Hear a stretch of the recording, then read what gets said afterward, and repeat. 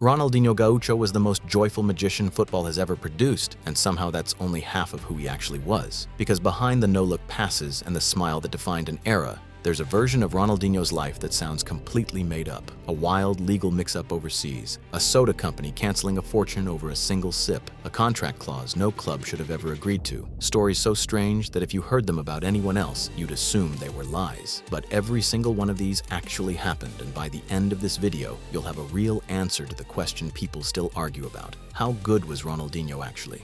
Let's talk about Ronaldinho, but what he bring on the pitch. Thank you. It starts on a dusty pitch in Porto Alegre, Brazil, where a 13-year-old kid was already breaking the sport in half. His youth team played a match that ended 23-0, not a typo, 23 goals to 0. And Ronaldinho scored every single one of them by himself. Think about that for a second. An entire opposing team, 11 kids, 90 minutes, and not one of them could lay a finger on him. Most players spend a career chasing a hat trick that gets remembered forever. Ronaldinho, as a teenager nobody outside his neighborhood had heard of yet, put together a number so absurd that grown men still bring it up decades later like it's a local legend. Because in a way, it is. But what most people don't realize is that Ronaldinho's rise wasn't just built on raw talent, it was built on top of a tragedy that reshaped his entire family. When Ronaldinho was only 8 years old, his father, João, passed away suddenly, not long after the family had moved into a new home, a gift from Grêmio after Ronaldinho's older brother, Roberto, signed his first professional contract with the club. For an 8-year-old kid, that kind of loss could have ended everything before it started. Instead, his older brother stepped into a role nobody should have to take on that young, becoming not just a sibling, but a guardian and a manager, negotiating nearly every major transfer of Ronaldinho's career, including the move that eventually carried him to Europe. Ronaldinho has said publicly that every time the ball is at his feet, in some way, his father is still there with him. That loss is part of why Ronaldinho played the way he did, with a kind of urgency to enjoy every single moment, because he understood that none of it is guaranteed. That same urgency followed him into the breakout years that came next. At Grêmio, in his first full season as a starter, Ronaldinho scored 23 goals across 44 matches, the same number that defined that legendary youth game years earlier. But the strange part wasn't the total, it was the pattern hiding inside it. Whenever Ronaldinho found the back of the net that tournament, his team simply did not lose. Not once. Every time he scored, Grêmio walked away with at least a point, like the ball going in wasn't just a goal, it was a guarantee. That trajectory was already pointing towards something bigger than Brazilian football could hold. I read somewhere that Ronaldinho was a big influence on you. He plays with a smile on his face and like he plays freely, doesn't he? So I think everyone was Ronaldinho, how can you not? I mean, he's a great player. And in 2003, it reached its destination. Ronaldinho signed with Barcelona, and the way the world found out about it tells you how different things were before phones lived in everyone's pocket. There was no social media announcement, no viral post. The club president simply leaked the signing through a basic text message, and within minutes, the entire city of Barcelona erupted into celebration off the back of one SMS, before there was even a press conference or an official photo. And once Ronaldinho actually started playing, the celebrations followed him everywhere, including, unbelievably, at the home stadium of Barcelona's fiercest rival. When Ronaldinho played at the Santiago Bernabeu, he was so dazzling that Real Madrid's own fans rose to their feet and applauded him off the pitch. Supporters who had spent their entire lives despising the colors he wore, standing up for the man wearing them because the football was simply that good. To this day, only a small handful of players in the sport's history have ever earned that same ovation from a hostile crowd. Barcelona's star Ronaldinho beat off fierce competition from Ballon d'Or winner Andrei Shevchenko and Thierry Henry as he was named FIFA World Player of the Year. It was during these Barcelona years that the obsession with control Ronaldinho had been building since childhood turned into something closer to sorcery. His Barcelona teammates would later confirm that in training, just to show off, Ronaldinho would regularly juggle tennis balls and even coins with his eyes completely shut. And that same instinct showed up on the pitch too. Against Athletic Bilbao, Ronaldinho set up a goal without ever touching the ball, simply running over it and faking a strike so convincingly that the entire Bilbao defense scattered out of position, leaving his teammate to walk an unmarked ball into an empty net. An assist created entirely out of an illusion. That kind of genius, though, almost never comes packaged neatly, and Ronaldinho's relationship with fame off the pitch was every bit as wild as the highlights on it. In 2005, a Nike commercial built entirely around Ronaldinho bouncing a ball off the crossbar repeatedly became the very first video in YouTube's history to cross 1 million views, before viral was even a word people used that way. But fame at that level came with strings attached, and one of those strings nearly cost Ronaldinho a fortune over the smallest possible thing.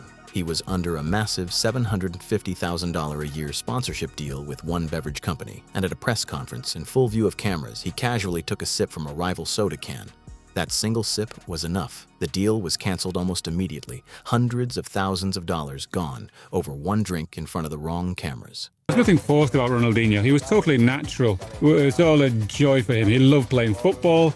He was always smiling at training. There were never any negative signals from him. The things that he did, they were natural.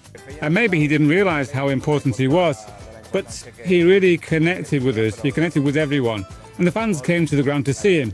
He was a player who really grabbed people. And if you think that's the most chaotic chapter of Ronaldinho's life away from football, it isn't even close. When Ronaldinho signed with Flamengo back in Brazil in 2011, he reportedly negotiated a clause into his actual playing contract, guaranteeing him the right to go out 2 nights a week. And the club agreed to it, because they understood something about Ronaldinho early.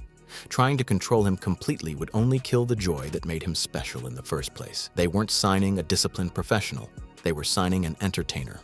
That same disregard for ordinary rules eventually led Ronaldinho into the strangest chapter of his entire story. In 2020, Ronaldinho ran into legal trouble in Paraguay after entering the country with travel documents that were almost entirely accurate, except for one detail that didn't check out. While the situation got sorted out, Ronaldinho ended up spending time in a local facility, a long way from the stadiums that once stood and applauded him.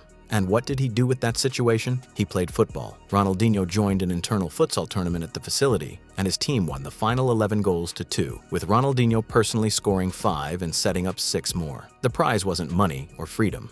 It was a 16-kilogram smoked pig, a World Cup winner, a Ballon d'Or winner, a Champions League winner, playing for a piece of pork in the middle of one of the oddest situations of his life, and still somehow dominating the game like it was just another Tuesday. So after all of that, the highlight reels, the headlines, the chaos that somehow always circled back to a football pitch, that brings us to the actual question. How good was Ronaldinho actually? Because it's easy to remember the tricks and forget that this was also one of the most decorated players the sport has ever produced. He's one of the extremely rare names in football history to have won the World Cup, the Champions League, the Copa Libertadores, and the Ballon d'Or. At multiple league titles across 2 continents, 2 FIFA World Player of the Year awards, and a run from 2004 to 2006, where Ronaldinho was widely considered, by a clear margin, the best footballer alive. And it wasn't just the trophies, it was how he won them.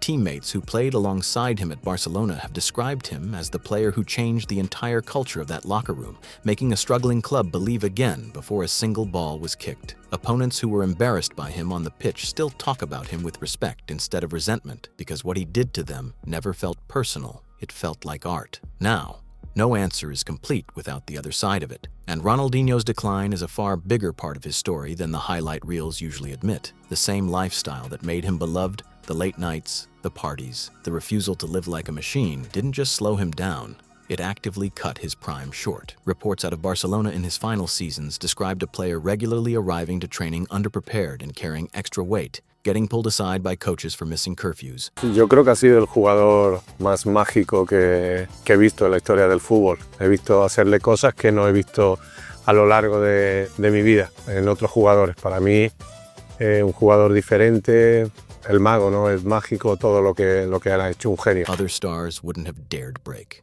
By 2008, the club that once built its entire identity around him was ready to move on. And the transfer to AC Milan that was supposed to prove the doubters wrong instead proved them right. The explosiveness was gone. He was left off Brazil's 2010 World Cup squad entirely, a team he should have anchored, and by the time he returned home to Brazilian football, former teammates were openly questioning whether he'd get enough sleep to even compete. A career that should have produced a second Ballon d'Or, a deeper Champions League run, maybe even redemption on the biggest stage in 2010, instead got cut off early by choices that had nothing to do with talent. But here's the thing that separates Ronaldinho from almost every other great the sport has ever had. Even in decline, Even in the chaos, even decades after his absolute peak, he was still capable of moments that no other player on the planet could produce. A no-look pass at 36, a futsal masterclass in the strangest possible setting, a piece of skill that froze an entire defense without him ever touching the ball. Most legends are remembered for being unstoppable. Ronaldinho is remembered for being unrepeatable.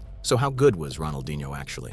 At his absolute peak, he was the best player alive, a global icon who carried Brazil to a World Cup and Barcelona back to relevance, all while playing with a smile that made the entire sport feel lighter. He didn't maximize every single year of his prime the way some of the most disciplined greats did, and that's a real mark against him in any honest conversation about the very top tier. But judged purely on what he was capable of, on the kind of football only he could produce, Ronaldinho belongs in that conversation anyway, not because of the trophy count alone, but because no player before or since has made the sport look that joyful while still being that good.